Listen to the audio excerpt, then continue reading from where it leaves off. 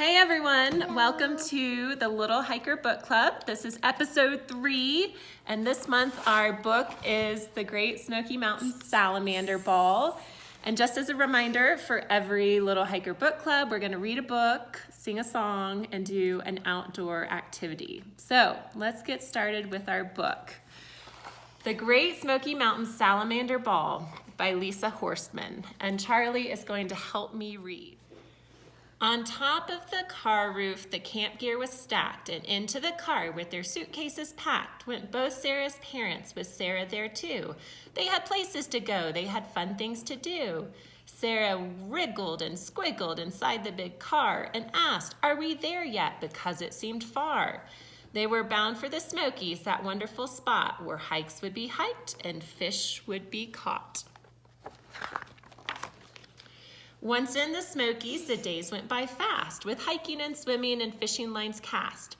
Sarah learned lots about mountains and trees, why some trees have needles, why some trees have leaves.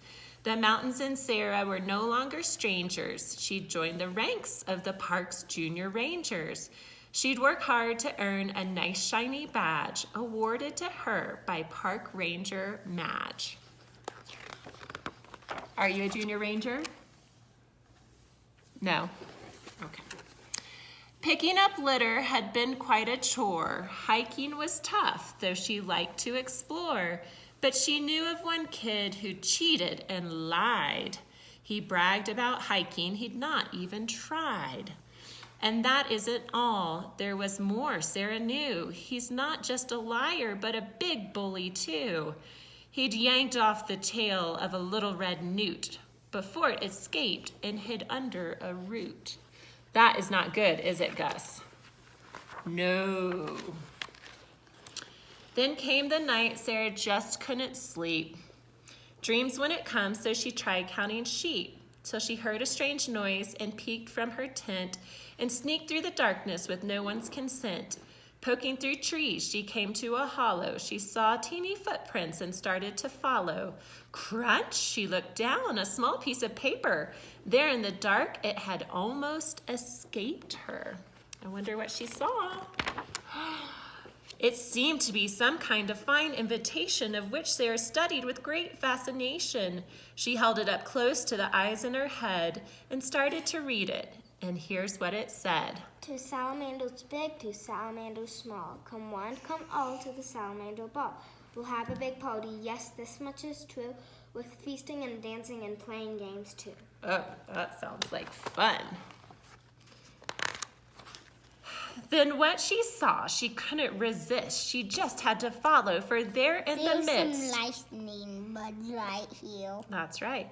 Salamanders busily heeded the call to where she now knew, the salamander ball. They all reached a clearing on top of a mountain, and someone yelled loudly, "A ball's to be startin'." A small band of crickets then started to play as the guests wandered in on a fancy pathway. First a hellbender marched in with great zest, with plans to win big in the ugly contest.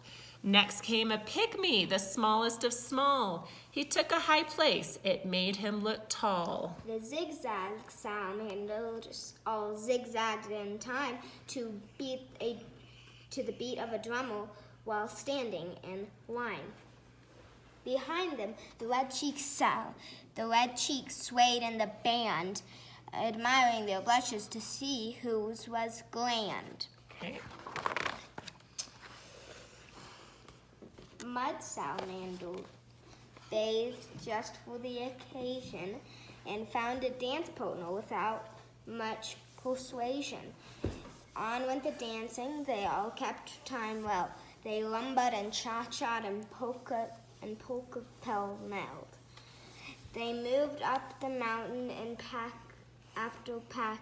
Now there were so many that Sarah lost track.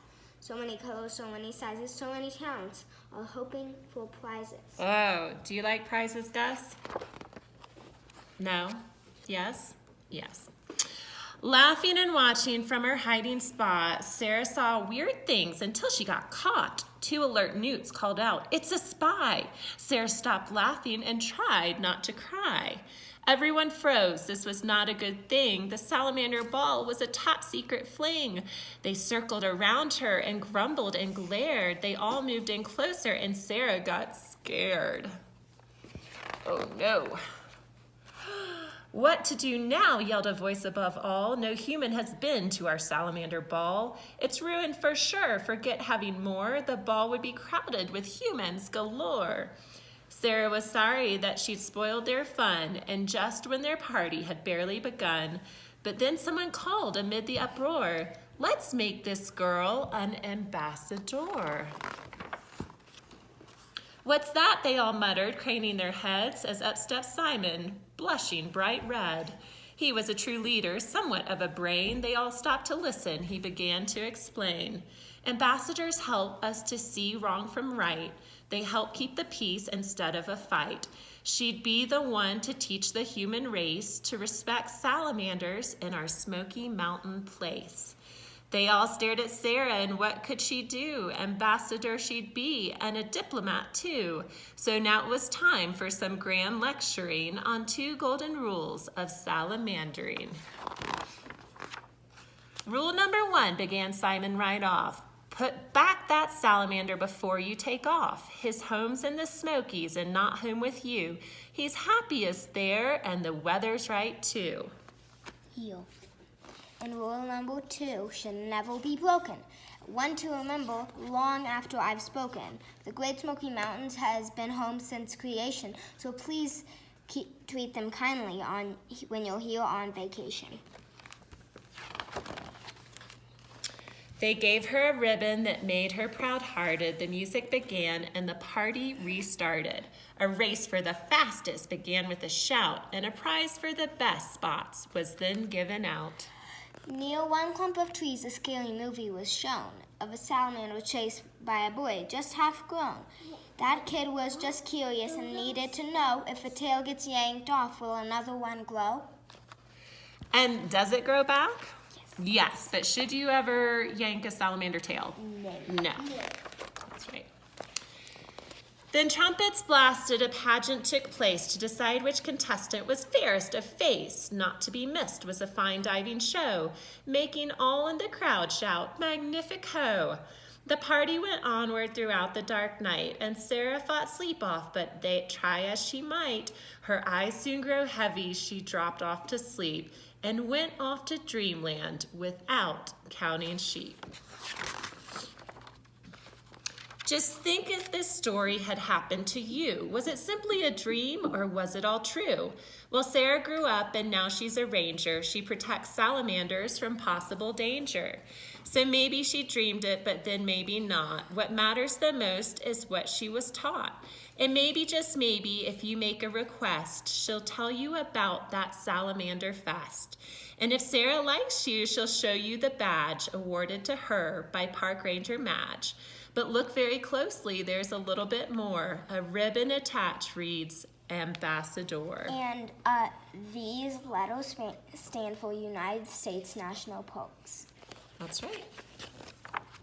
And Gus is going to tell us about these salamanders. So the real salamander lover in our family is Gus. And he loves looking for salamanders. He loves this book. And one of the fun things about the end of this book is it has some of the most common salamanders you find in the Smokies. So Gus is going to tell you about some of them. Read them first. You tell us. I already forgot this one. It's okay. Just tell us what you know. Blue Appalachian slimy salamander. Long-tailed salamander, 2-line salamander, 3-line salamander, red-chinned salamander, mobile salamander, zigzag salamander, penny salamander, red-spotted newt, cave salamander, red salamander, and bluish spring salamander, and this one's Dusky. the dusty What salamander. about the big one? And this is a jalapeno. Oh, that's very good. Which is your favorite? Let me guess. This one's my favorite. Which one is that? The black-chinned red salamander? Yeah, the black-chinned red salamander. Bye-bye.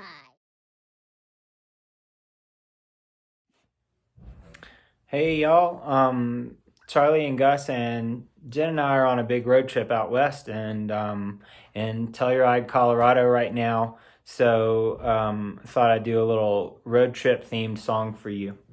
I'm not gonna tell you the name, you'll figure it out in the song.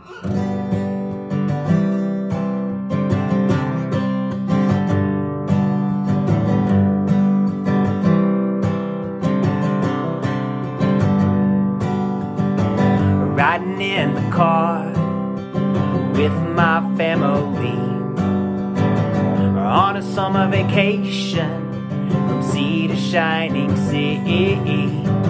Oh, we don't make it that far when I say I gotta go. Well, I can hear them scoffing, but I know what I know. I gotta go to the bathroom, I don't think I can hold it very much longer. I gotta go to the bathroom, I think I might explode. I wish my bladder was stronger.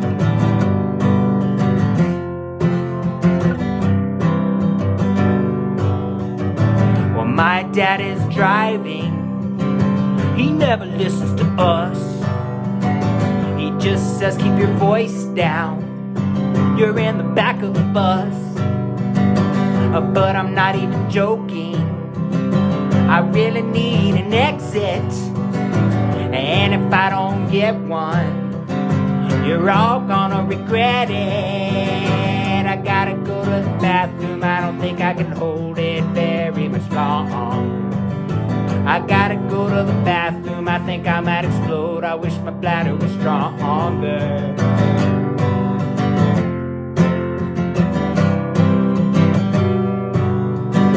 We're passing rivers, we're passing streams. Hey, come to think of it, I gotta pee. Ooh, there's a lake, I'm jumping in. What's that you say? No, I ain't swimming. I gotta go to the bathroom, I don't think I can hold it very much longer. I gotta go to the bathroom, I think I might explode. I wish my bladder was stronger. I gotta go. Dad, I really gotta go. Look, there's an exit right there. You just passed one.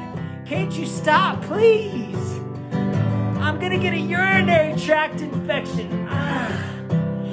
Oh. This is child abuse. This is absolutely child abuse. What you're doing is child abuse, Dad. Can't we please stop? Look, there's a tree or something, a bush. I don't care. We're in the middle of nowhere. Just pull over. Oh. I gotta go to the bathroom. I don't think I can hold it very much longer. I gotta go to the bathroom. I think I might explode. I wish my bladder was stronger. I gotta go to the bathroom. I don't think I can hold it very much longer. I gotta go to the... Woo!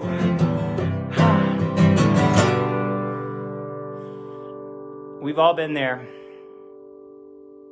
I hope you're not there this summer on a road trip with your family. If you are, I hope they stop. Till then, be good to yourself. Okay, so our activity for the book club this month is to take a creek stomp and see if you can find salamanders. And we are in Colorado, so I don't know how many salamanders are out here. The Great Smoky Mountains. I just saw the salamander. You did? Where? It went in there.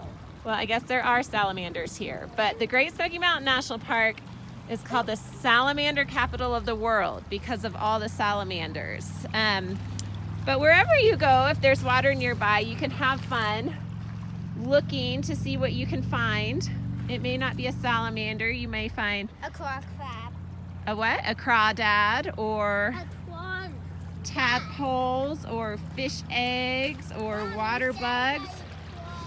But if you are looking for salamanders, then there's a couple things you should know. You should always what? What are some rules for finding salamanders, guys? Put 'em back. Always put them back where you found them, but not exactly where you found Right. them. Like if you found them under this rock, put them like right here instead of under there, because then when you put it back down, it might smash them. That's right. If you find them under a rock, instead of putting them back under the rock, put them right beside the rock. Also, when you lift rocks to look for salamanders, it's good to not lift them all the way off the ground. You just lift them slightly and look underneath. Also, if you're looking for salamanders, it's always good to have your hands wet, especially if you're gonna touch them. And that is because salamanders, some of them do not breathe through their lungs like we breathe. Some of them breathe through their skin, and they have to have moist, wet skin to breathe. Now, usually when we look for salamanders, we look in during the daytime. We like to look under rocks near streams. But if you can go out at night with a flashlight near streams, there's also a really good chance you can find them, because that's where Oh, I found a little fish. we found a little fish. Oh, wait, it's kind of hard to see it. They like to come out at night as well. So have fun with your salamander hunt. We're gonna keep looking here, and we'll see you next month for episode 4 of the Little Hiker Book Club. We have all the books at Blue Ridge Hiking Company, and yeah, we hope you had fun. Thanks for joining us.